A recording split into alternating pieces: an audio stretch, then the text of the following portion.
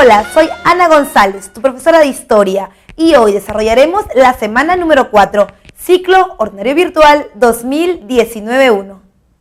Bien, vamos con el horizonte temprano. Cuando hablamos de del horizonte temprano, tenemos que hacer hincapié de varias cosas. Primero, ¿qué es un horizonte? Recuerda que para John Rowe, un horizonte es un sistema de expansión, ¿no es cierto? Un sistema de expansión en donde hay una sociedad influyente, que en este caso sería Chavín, a través de qué cosa, de su religión, ¿no? O el sistema de religioso que tienen y el mecanismo que utilizan para ello. Y lo otro también es saber que John Rowe habla de una influencia en el estilo de la cerámica y que esa es la manera por la cual nosotros podemos llegar a saber hasta dónde abarca la cultura. Por otro lado, también hay un desarrollo de las altas culturas de cerámica, de las élites, ¿no?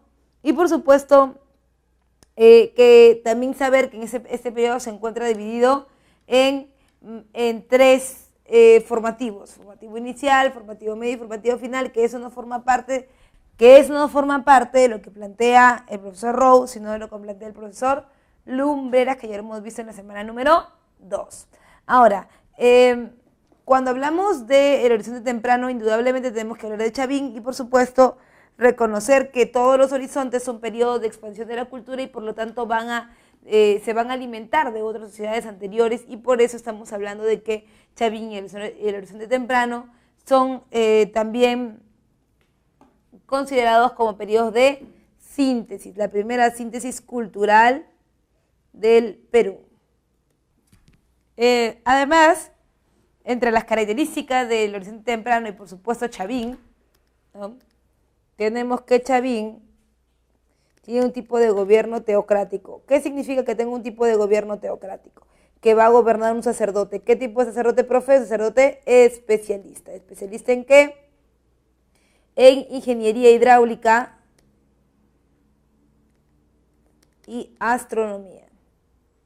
Estos dos elementos son sumamente importantes en la medida en que los Chavín viven en una zona alta, y esa zona alta tiene un territorio lleno de roca madre, y la roca madre impide el desarrollo de las raíces de las plantas que pueden llevarla a una agricultura exitosa. Entonces, el lugar en donde Chavín se desarrolla básicamente le impide este sistema agrícola, y lo que tienen que hacer es buscar en los valles, o sea, en la parte baja, buscar a alguien que le pueda dar su excedente de producción. Lo que quiere Chavín es un tipo de gobierno teocrático para el control del excedente de producción de las otras sociedades a partir de los conocimientos de astronomía y también los conocimientos de ingeniería hidráulica. Entonces, hay una muy buena combinación entre las necesidades que tiene el Chavín de alimento y por supuesto el tipo de gobierno. Ahora bien, también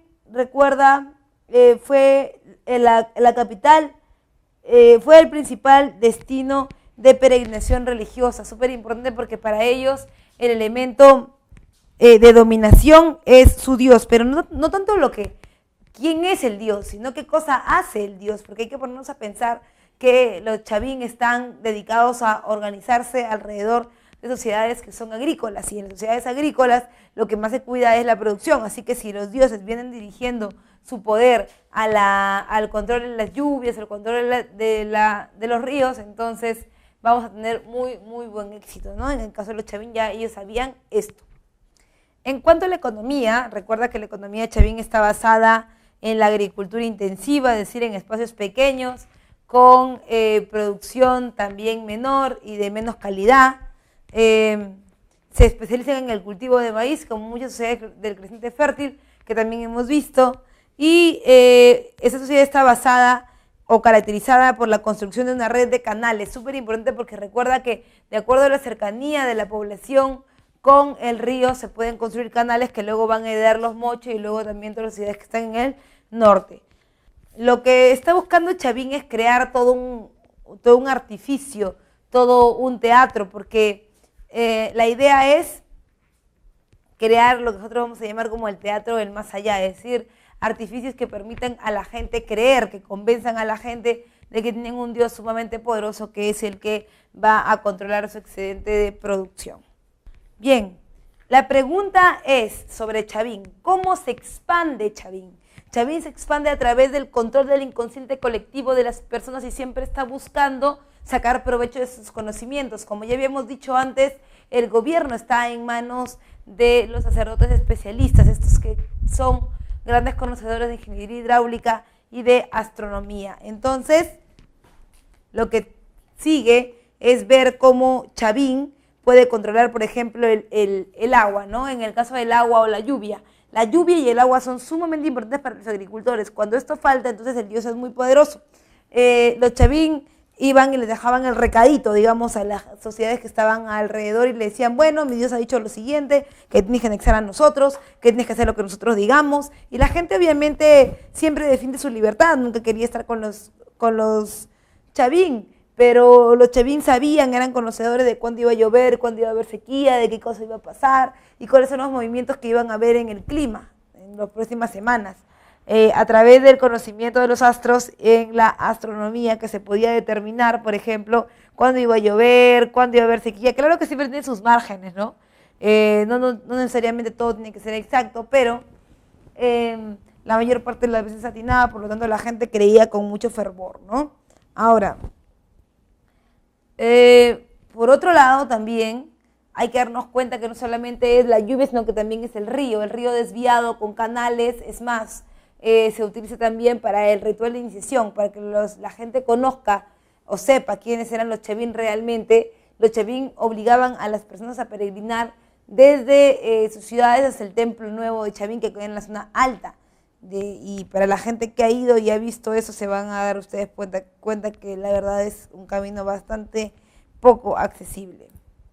Entonces, Chavín decide crear un sistema de culto en donde el centro del poder sea el lanzón monolítico en el que se ven representados sus dioses, y hay un ritual de iniciación en donde los curacas de los ayllus que van a venir a adorar al dios entran en trance a través de la inhalación de cactus San Pedro, y al inhalar cactus San Pedro, entonces esta droga alucinógena permite que en la oscuridad, porque recuerda que es un laberinto, en la oscuridad del templo, con las condiciones que ponen los Chavín de poner un piso falso y debajo del piso falso un ducto hidráulico que permita sacar el agua del río y llevarlo para la parte baja del templo y que la gente no se dé cuenta. Entonces, ¿cómo hacían los Chavín? Los Chavín te hacían ingresar al templo nuevo, y luego, por supuesto, de haberte dado el cactus San Pedro, y entonces tú entrabas a un lugar donde estaba totalmente oscuro, que era prácticamente un laberinto, entrabas y tus pies, boom, boom, boom, sonaban con mucha fuerza, ¿no? Ahora ese resueno de mucha fuerza tenía que ver con que tú no estabas pisando un piso verdadero, sino que los Chavín habían hecho todo eso para que tú pensaras que realmente era el piso verdadero, pero en realidad estaba sobre un piso falso que, al ser como una caja vacía de resonancia que no veías tú, pues obviamente multiplicaba por 5 o 6 veces el sonido de la pisada, ¿no? Entonces imagínate, tú estabas drogado, tenías esas pisadas encima y entonces te abría en la compuerta de agua para que entrara el agua con toda la fuerza, golpeara los ángulos de esta técnica hidráulica, estos grandes ductos hidráulicos. Entraba el agua y cuando entraba el agua golpeaba como si fuera un rugido de jaguar, ¿no? Que tú nunca habías visto y que te aterrorizaba. Y no solamente eso, sino que también hablaban por las compuertas del templo diciendo que ellos eran el dios prácticamente y que te decían lo que tenías que hacer. Es más, si el curaca está drogado, lo más probable es que queda todo, y cuando sale, obviamente sale a decírtelo a ti, porque tú también has ido a la peregrinación, más o menos entre 2 o 3 semanas para ir desde Lima hasta Ancash llevando el excedente de producción. Ahora, todos participan, todos tienen miedo, la idea es siempre reproducir y reproducir y reproducir y reproducir la fiesta para que a todos les quede claro, ¿no es cierto? Ahora bien, los Chavín con eso se van a hacer del excedente de producción de los demás, y con eso van a ir influenciando y avanzando y avanzando y avanzando y avanzando. ¿Bien? Cuando hablamos de arquitectura, no solamente estamos hablando del Dios, sino que también estamos hablando del complejo en general, que fue construido básicamente de piedra, porque ya sabes que en la zona alta lo que más se produce son piedras, ¿no? Y además que la idea es darle una imagen imponente al Dios, ¿no? Por otro lado, está compuesto este templo por 2 templos más pequeños en forma de U y plazas escalonadas y hundidas, galerías filtrantes internas y externas que son parte también del complejo. Y en escultura recuerda la aparición del lanzón monolítico, el estelar de Raimondi, las cabezas clavas y la portada de las Falconias. Eso es algo que los Chavín han manejado muy bien en relación a que como están en una zona alta, tienen gran capacidad de donde sacar piedra, ¿no? En cuanto a su religión lo que tenemos que ver es que, como te lo decía, tiene culto a animales terroríficos, a felinos, a aves, rapaces, a serpientes, etcétera, etcétera, etcétera, ¿no? También celebraban grandes ceremonias religiosas donde se generalizó el consumo de las plantas alucinógenas, como el caso San Pedro y el ritual de iniciación que te estaba comentando al principio de esta unidad. Bien, vamos con Paracas. Bien, cuando hemos terminado con Chavín, la pregunta es, profesora, si Chavín controlaba el excedente de producción, si Chavín controlaba a la gente, si Chavín controlaba a los curacas, ¿por qué cae, profesora? Es muy fácil. Chavín había concentrado todo su poder en esta suerte de teatro que había hecho en el Templo Nuevo. Entonces la gente que siempre consideraba, pues, no tanto el poder de los Chavín, sino el poder que ejercía el dios de los Chavín, porque tú recuerdas que el dios de los Chavín era un dios que conocía, entre comillas, de ingeniería hidráulica, conocía, entre comillas, de astronomía, y eso puede ser algo letal para un simple agricultor. Por lo tanto, el oráculo se convertía muchas veces en por lo tanto, el Dios se convertía muchas veces en un oráculo, es decir, un lugar en donde nosotros podíamos predecir el futuro. El futuro me refiero no al futuro personal e inmediato, sino me refiero al futuro agrícola, ¿no? Que se le preguntaba cuándo iba a llover, cuándo iban a haber sequías, y eso era muy fácil de responder por los sacerdotes en la medida en que ellos veían los astros. Pero tú sabes que jugar con la naturaleza es un poco complicado, ¿no? Así que bueno, los Chavín tuvieron que pasar por una experiencia muy fuerte, que fue un fenómeno del niño al final de su periodo, y ese fenómeno del niño no les permitía dar con asertividad algunas apreciaciones sobre los días de lluvia, sobre los días de sequía, sobre los meses de sequía, y es por eso que el oráculo comenzó a fallar. O sea, el Dios decía una cosa y pasaba otra, decía que iba a llover y había sequía, decía que había sequía y llovía. Entonces la gente dejó de creer en él, y al dejar de creer en él dejó de tenerle miedo. Es por eso que el prestigio del oráculo Chavín cae, termina y muere. Ahora, no muere por completo, porque tú sabes que Chavín ha influenciado en diferentes lugares, pero ahora el poder del oráculo se mueve un poco más abajo y se va hasta Paracas. Paracas es una localidad muy pequeña, obviamente tiene mayores posibilidades de no equivocarse en la predicción, ¿no? Porque digamos que sería fácil saber si en esta población específicamente va a llover, ¿no? Y en un tiempo muy alargado. Entonces los Paracas comenzaron a tomar poder, mucho poder, y bajo la influencia de Chavín gobernaron con un estado teocrático, ¿no? Pero un estado teocrático que estaba acompañado de una casta guerrera. Eso es algo que va a ser diferente de los Chavín, porque los Chavín no tenían ejército.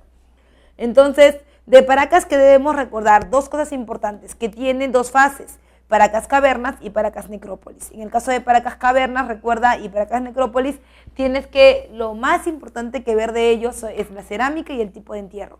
En el caso de la cerámica, Paracas Cavernas es de tipo polícroma y postcocción.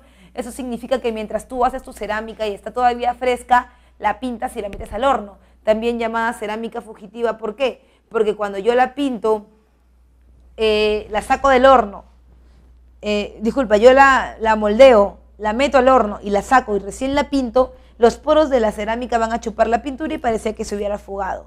También tienes Paracas Cavernas en sus entierros, que son tumbas en forma uterina, ¿no? Ahora, las tumbas en forma uterina tienen idea, o te dejan la idea de pensar que hay vida después de la muerte, ¿no? Porque en realidad esta forma es como si tuvieras una madre, una gran madre que es la tierra, ¿no? En donde van a estar sus hijos y van a nacer, porque inclusive es como si fueran unos pequeños huevecillos, ¿no? Luego tienes a Paracas Necrópolis, y en Paracas Necrópolis están los fardos funerarios, ¿no? En los entierros, y también, por supuesto, la cerámica, que es de tipo monócroma y precocción, ¿no es cierto? Ahora, en el caso de los entierros, de forma rectangular, porque la forma hace alusión a una fortaleza guerrera, ¿no? Y recuerda que es una casa guerrera la que gobierna. Y por otro lado, la textilería y con los fardos funerarios son parte de los entierros, ¿no? Porque cada cuerpo se entierra dentro de un fardo con el objetivo de mantener el cuerpo. Tiene usos funerarios, como te comentaba, y también están las trepanaciones craneanas, que son estas operaciones a cráneo abierto con piedra de obsidiana a manera de cuchillo, que era muy precisa para las operaciones, pero que también esta operación marcaba algún tipo de jerarquía social, ¿no? No era lo mismo el tratamiento que se le daba a un sacerdote que el que se le daba a un militar o el que se le daba a un miembro del pueblo, ¿no? Por otro lado tenemos el intermedio temprano, y el intermedio temprano es un periodo que cambia ya, porque la primera parte donde está Moche y Paracas es el llamado primer horizonte u horizonte temprano. Este primer horizonte es expansivo, en cambio el intermedio es un periodo de contracción en la cultura peruana, dentro de la costa, ¿no? En zonas áridas, dentro de la costa están dos sociedades importantes en el intermedio temprano, están los Moche y los Nazca, ambos con un gran problema de cara al desafío del desierto, ¿no? Por otro lado, también has de recordar que este periodo es conocido como el de los grandes maestros artesanos o de los ingenieros hidráulicos. ¿Y por qué tienen estos nombres? Principalmente porque tienen que hacer malabares, entre comillas, para poder conseguir agua, porque tú recuerdas que la zona geográfica en la que ellos se encuentran es agreste. Ahora, en el caso de Nazca, vamos primero con Nazca. En el caso de Nazca es una teocracia militarista tal y como lo fue en su última parte Paracas, ¿no? Es una teocracia militarista con una casta guerrera que es la que se hace cargo del gobierno, pero lo que más sobresale de ellos es su cerámica, ¿no? Su cerámica, que tiene horror al vacío. ¿Qué significa, profe, que la cerámica tenga horror al vacío? O sea que yo pinto toda la cerámica, toda, no dejo ningún espacio porque tengo miedo a dejar espacio a la escasez. Recuerda que es un concepto recurrente dentro del desierto. Y por otro lado es polícroma, quiere decir que si yo paso la mano por estas figuras, paso la mano, yo no voy a encontrar ningún tipo de relieve. ¿Por qué? Porque simplemente está pintadito o dibujadito. Y también es importante decir que es pictórica, ¿no? O sea, usa muchos colores, como te decía, y está pintadita. Profesora, ¿qué colores no usa? No usa el azul y no usa el verde.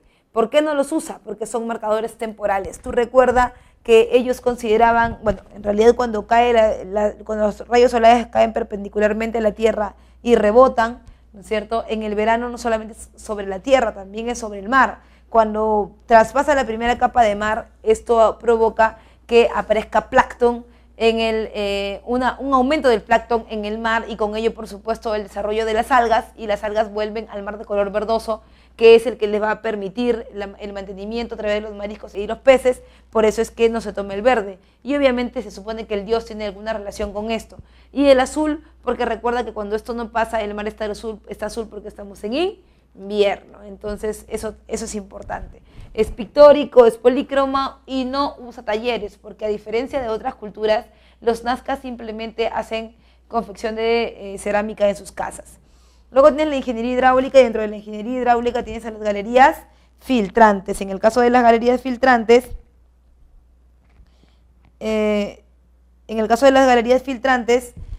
recuerda que los Nazca viven en una zona de desierto y ellos están lejos de los ríos que podrían canalizar. Entonces, ¿de qué me serviría tener un río que esté muy lejos y que tenga que hacer un canal? Primero, que voy a gastar mucha mano de obra. Segundo, que es de demasiado lejos y el agua puede inclusive perderse en el camino, o el flujo de agua puede perderse en el camino. Y por otro lado, que sería inútil, tendría que acercarme más a la ciudad más que acercarme con el canal. Y por otro lado, la idea de que las placas que están frente a la zona de Nazca permitan la fuerza o la presión para que pueda subir el agua por estas formas espirales que hemos llamado galerías filtrantes. Son zonas en donde se cava en forma espiral y se busca agua de la napa freática para que suba a través de la presión de las placas, o cuando no se puede, nosotros podemos bajar. Ahora bien, la galería filtrante también me puede servir para sembrar en el medio, porque tú recuerda que es un espacio bastante grande, de varios metros de ancho, en donde va a subir el agua, pero también puede servirme para ampliar mi frontera agrícola, ¿no es cierto? Ahora, aunado a las galerías filtrantes, también tenemos lo que se conocen como los geoglifos. Los geoglifos Nazca son básicamente un culto al agua. Hay muchas teorías. Está la teoría de la profesora María Reich, está la de Reinhardt, está la de Toribio Mejía Césped, y tú me preguntarás cuál es la más importante. Bueno, la Universidad de San Marcos considera que son un camino ceremonial en búsqueda de ríos subterráneos para que salga el agua. Son marcas, ¿no es cierto? Que pueden ser no solamente las figuras que tú conoces, el monito, el colibrí, la arañita, sino que también pueden ser otros como figuras geométricas. Y en realidad la mayor cantidad de líneas de Nazca que existen, o de geoglifos Nazca, son de figuras geométricas, solo que las más vistosas pues son las que he mencionado hace algún momento. Bien, no solamente tenemos a Nazca, dentro del intermedio temprano también tenemos a Moche.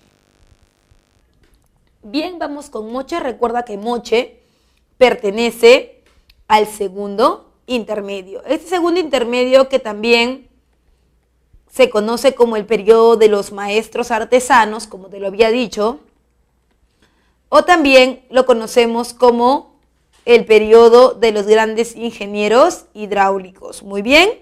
Ahora bien, ¿por qué lo conocemos con estos nombres? En primera instancia porque los ingenieros hidráulicos son necesarios para un tipo de terreno, un tipo de geografía en donde el agua es escasa. En el caso del norte, en el caso de Moche, la escasez del agua está relacionada no solamente con el espacio geográfico que es de desierto, sino también con la cercanía a los valles, porque ellos pueden hacer, por ejemplo, canales. ¿Por qué? Porque están cerca a un valle. Entonces, al estar cerca al valle, la canalización es exitosa. Pero si estuviéramos, como en el caso de los Nazca, muy lejos del valle, entonces tendríamos que utilizar otros medios como las galerías filtrantes o como los ojos de agua, etcétera, etcétera. ¿Ven? Ahora, en el caso de Moche, recuerda, está ubicado en la zona desértica norte del Perú y tiene dos características básicas. Una, la de la cerámica, que siempre le preguntan, que a diferencia de los Nazca, es profesionalizada. Eso quiere decir que usan moldes, que tienen talleres especializados para hacer esto. O sea, no estamos hablando de gente que simplemente hace cerámica en su casa, sino que es todo un programa, todo un aparato de parte del Estado no centralizado, que es el que permite el desarrollo de la mano de obra en la cerámica. Entonces, esta cerámica es de tipo escultórica, bicroma realista, documental y con uso de especialistas. Bien, en el caso de decir que es escultórica, la cerámica Moche tiene relieve. Eso quiere decir que yo con la arcilla aún fresca he moldeado formas como la de la cara, la de las piernas, la silueta de una persona. Entonces, eso quiere decir que cuando yo pase mi mano por esa cerámica, vamos a tener una cerámica con relieve, y ese relieve va a responder a que es de tipo escultórica. No pintada, sino moldeada. Es bicroma. Sí, normalmente los Moche, pueden utilizar en algunas ocasiones muchos colores, pero el patrón predominante de los Moche es el uso de la bicromía, o sea, del anaranjado ocre y el blanco cremoso. Es realista, dice. Sí, también. Cuando hablamos de que es realista, nos vamos a referir a que ellos no se imaginan nada. No es como en el caso de los Chavín, por ejemplo, que los Chavín imaginan una cabeza humana con serpientes saliendo de la cara, con garras, con plumas, que en realidad, en el día a día, en la vida real, nunca se ha visto, es decir, no es real. Entonces, a diferencia de ellos, los Moches se limitan a reproducir cosas que en la vida real han visto, como por ejemplo la realización de los huacos retrato, que simbolizan los estados de ánimo, o también pueden simbolizar o representar alguna enfermedad. ¿Sabías, por ejemplo, que los moche conocían el labio leporino? El labio leporino, que es una condición de nacimiento, los moche ya la plasmaban en sus huacos retratos, y eso es prueba de que ellos en algún momento lo han visto, porque no pueden, bueno, en el caso de ellos, ¿no? Ellos no representan algo que nunca hayan visto, todo está en su entorno, por eso se conoce que la cerámica es realista. Además, la cerámica también es documental. Esto quiere decir que yo no necesito un papel, no necesito una fuente en otro soporte que no sea la cerámica para saber en qué están pensando, qué quieren decirme o cuál es el mensaje. En realidad yo puedo saber mucho de los moche, qué tipo de sociedad eran, cómo eran, qué actividad económica realizaban, puedo saber muchas cosas a partir de su cerámica. Entonces, no estoy utilizando testimonios, no estoy utilizando una fuente primaria de otra índole, solamente la cerámica que me sirve para reflejar la realidad del momento. Y además también hemos marcado que los moches son especialistas, son artesanos especializados. Esto quiere decir que hay todo un programa, como te lo decía, para que ellos puedan llevar a cabo sus obras, ¿no? Con un objetivo en común, por ejemplo, de un objetivo pedagógico, un objetivo político, etcétera, etcétera. En cuanto a la arquitectura, son centros urbanos, ceremoniales en su gran mayoría. Cuando hablamos de la arquitectura podemos hablar también de los famosos adobes tributarios.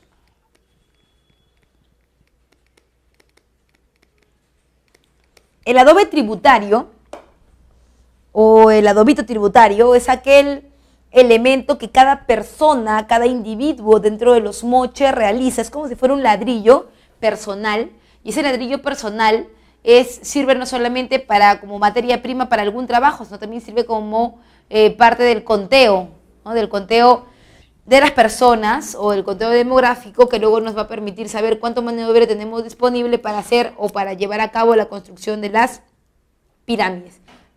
Por eso, aunque los moche son una sociedad pequeña, una sociedad que todavía no tiene una gran cantidad de habitantes, los moche, ¿no?, pueden disponer de la mano de obra y disponer de la materia prima de acuerdo a la organización arquitectónica que tienen. Por otro lado, esa es su ingeniería hidráulica, y la ingeniería hidráulica está propuesta por canales, aprovechamientos de los valles y sistemas de irrigación. Cuando hablamos de los canales, ya sabes tú, justamente está en este gráfico, en donde la intersección del río permite una recanalización hacia las tierras de cultivo que ellos tienen alrededor. El aprovechamiento del valle. Hay algunos productos que ellos van a utilizar con mayor precisión, y hay algunos otros que le van a ayudar más bien a mantenerse dentro del espacio geográfico, como por ejemplo el árbol del algarrobo. Es una barrera natural para evitar que el desierto entre a lo que ahora son las ciudades. Por eso es que los moche respetaban mucho este espacio del valle y aprovechaban más bien lo que estaba alrededor para evitar el paso del desierto hacia sus ciudades. Y finalmente el sistema de irrigación, que es básicamente un sistema de canales que nos va a permitir llevar el agua a todos los sectores que querramos, en la medida que estén cerca del espacio de alimentación que es el río, porque en realidad la única manera de mantener hidratada la tierra es a través de los canales.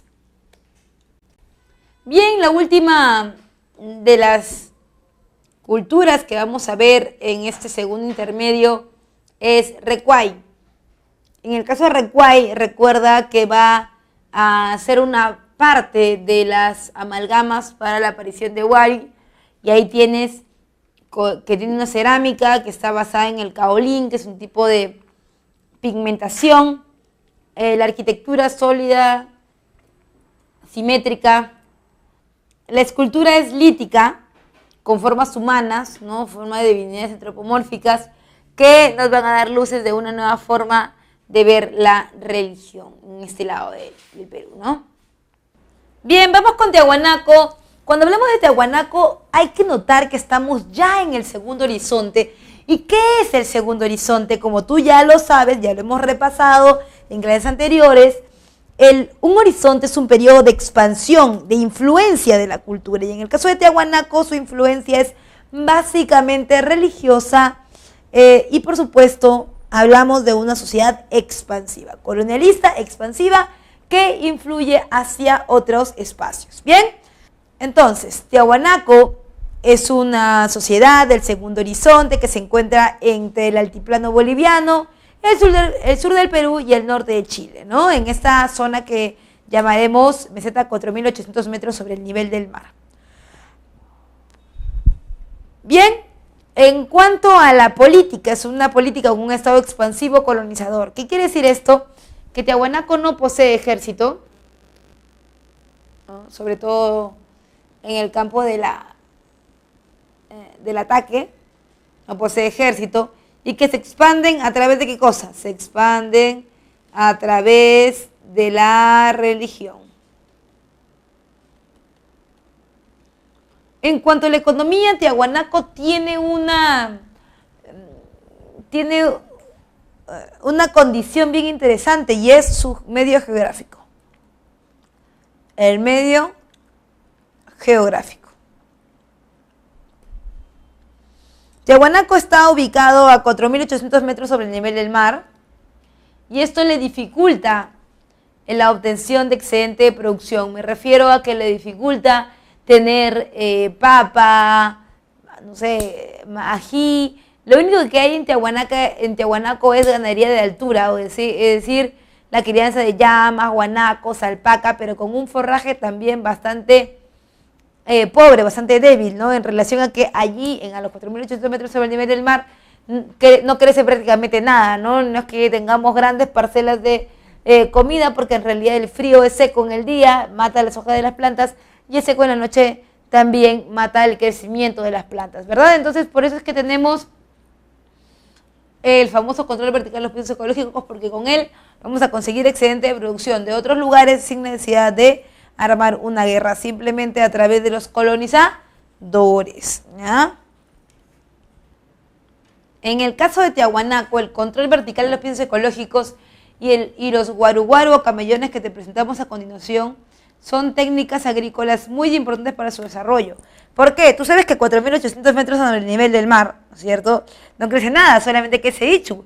Y cuando hay posibilidad de crecimiento de las plantas hay que cuidar mucho ese crecimiento, estar monitoreando constantemente, porque si no, no tendremos excedente de producción. Entonces, ¿qué hacían los Tiahuanaco? Los Tiahuanaco ponían agua hacia abajo y sembraban hacia arriba. Vamos a poner cómo siembran. Bien, los Tiahuanaco tenían la necesidad de sembrar hacia arriba, ¿no es cierto?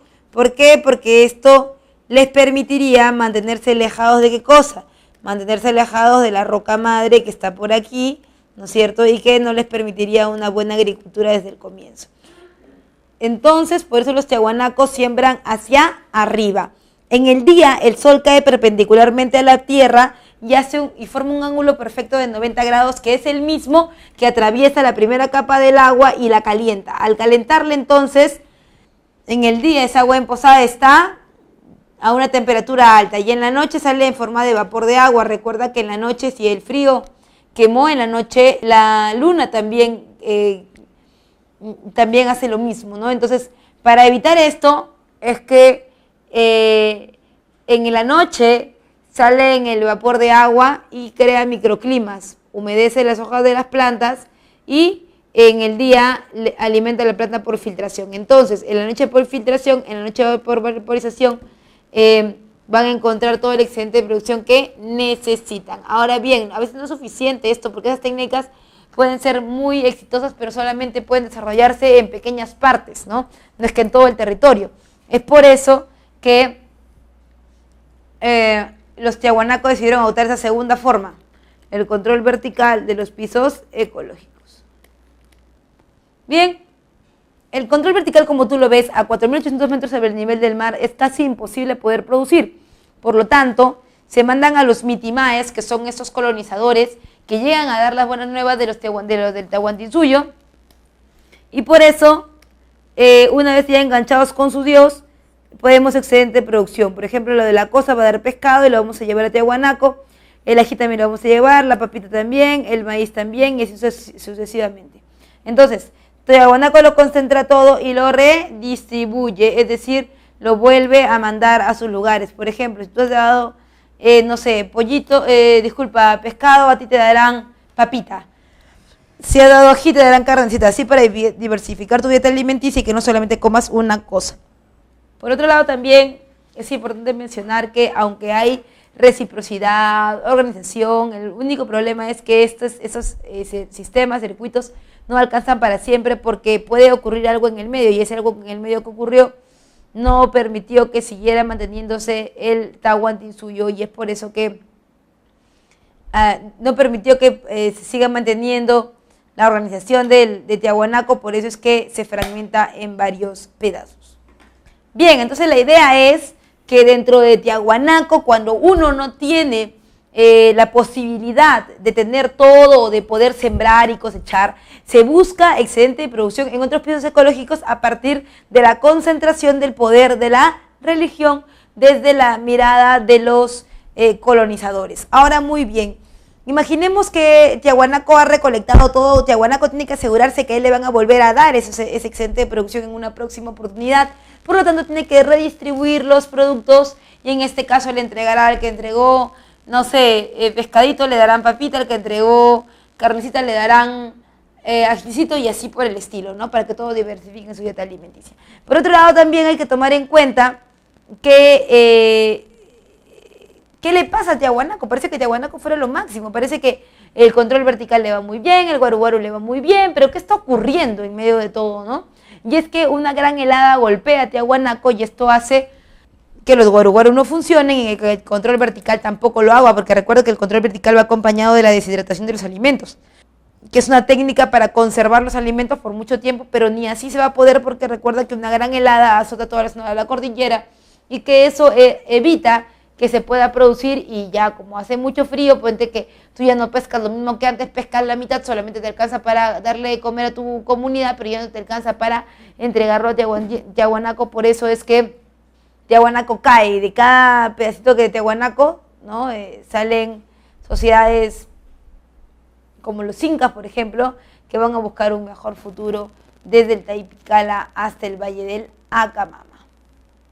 Inmediatamente nos vamos con Wari. Mira, si Tiahuanaco era expansivo, aprovechaba el excedente de producción de los demás a través del control vertical de pisos ecológicos, y también aprovechaba sus propias técnicas agrícolas para ser más grande, ¿no? Y para evitar caer, bueno, no pudo evitar la helada. Finalmente los que mantenían a Tiahuanaco tampoco se pudieron mantener a ellos y tuvieron que dejarlo todo, entre ellos los incas, que van a salir del Taipicala y van a ir a buscar alimento hacia una zona baja, un valle bajo, más cercano, que es el Valle del Acamama. En Wari la cuestión es diferente en relación a que, si bien es cierto, los Wari no están en una zona privilegiada, ni es que están en un valle importante, tienen otra manera de expandirse, y esta otra manera es el ejército.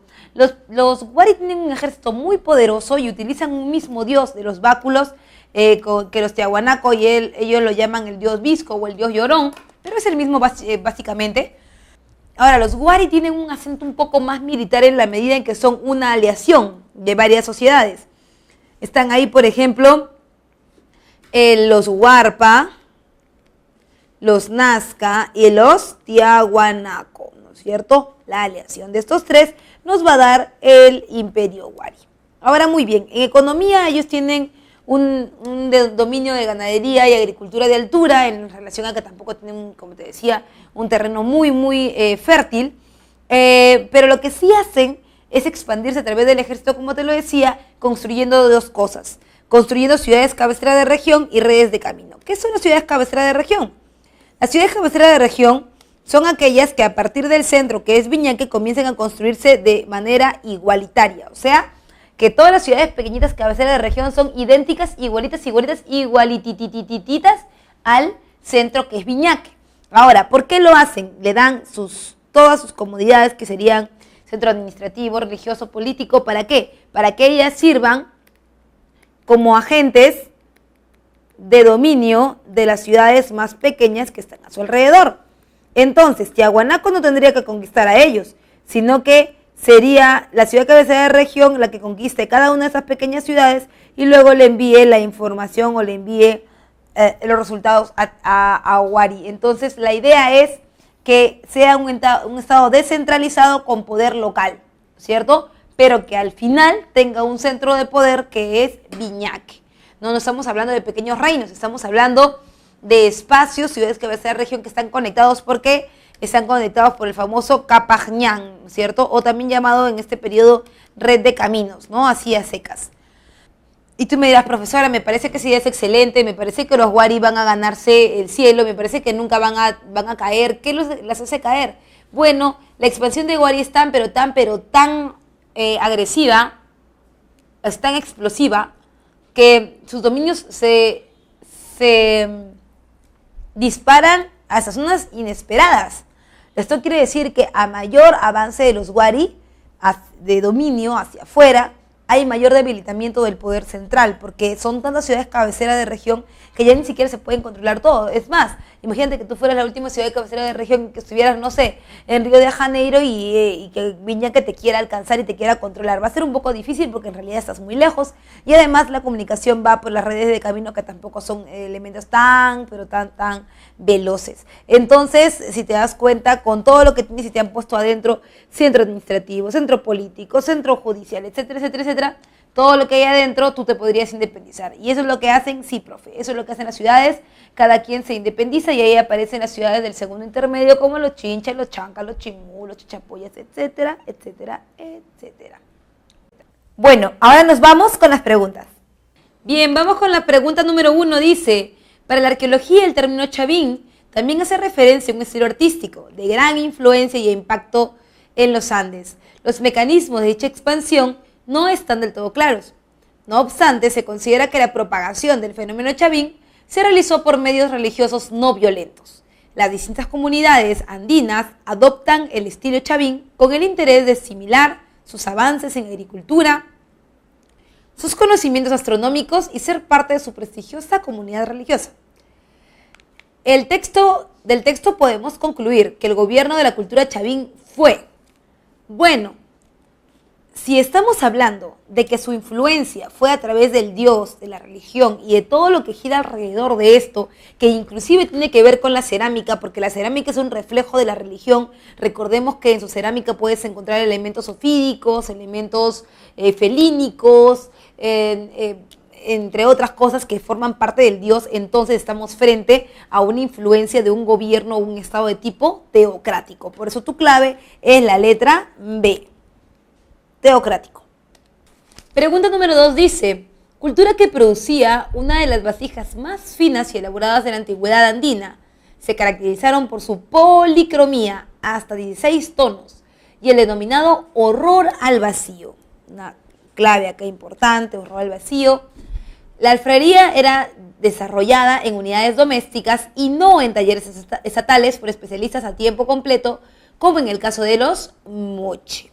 Bueno, nos está hablando entonces, dice que es una cultura que producía las vasijas más finas de la antigüedad. Para eso me imagino que debe estar ubicada en lo que tú conoces como el periodo de los maestros artesanos, o sea, en el primer intermedio, puede ser entonces moche o puede ser Nazca, ¿verdad? Ahora vamos a seguir leyendo, dice, se caracterizó por la policromía, Nazca, uso de 16 tonos, Nazca, con horror al vacío, Nazca, no tenía especialistas, Nazca.